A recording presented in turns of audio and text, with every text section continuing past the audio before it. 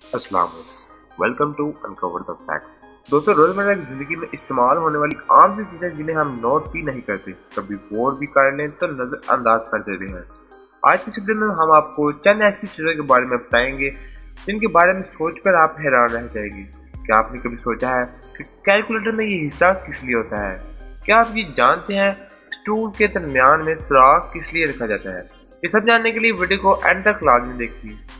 Video को बाकायदा आगाज करने से पहले अगर आपने अभी तक हमारे चैनल अनकवर द फैक्ट्स को सब्सक्राइब नहीं किया तो प्लीज चैनल को सब्सक्राइब करें और साथ में इस बेल आइकन के बटन को लाजमी प्रेस करें ताकि हमारी इंटरेस्टिंग और वेल इन्फॉर्म्ड वीडियो सबसे पहले आप तक पहुंच सके।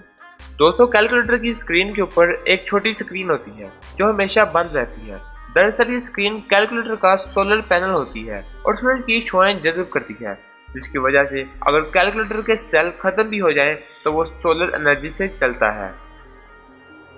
दोस्तों, आपने कभी सोचा है कि स्टूल में सुराख क्यों होता है? प्लास्टिक के स्टूल के दरमियान में सुराख इस वजह से होता है क्योंकि स्टूल के ऊपर एक और स्टूल रखा जाता है जिससे ये एक दूसरे से पूरी तरह चिपक जाते हैं। स्टूल में इन सुराख की वजह से उंगलियों के जरिए इन्हें एक दूसरे से अलग करना आसान होता है। दोस्तों, क्या आपने कभी गौर किया है कि कंघे के पतले और मोटे दंदे क्यों होते हैं? बाल बनाने वाले कंघे के दोनों जानिब के दंदों में फर्क होता है। एक हिस्सा पतला जबकि दूसरा हिस्सा मोटे दंदों वाला होता है। इसकी वजह यह है कि छोटे बालों वाले लोग पतले दंदों से आराम से बाल सुलझा सकें, जबकि लंबे बालों वाले अफराद मोटे दंदों का इस्तेमाल करके अपने बालों को सेट कर सकें और इनके बाल भी ना टूटे।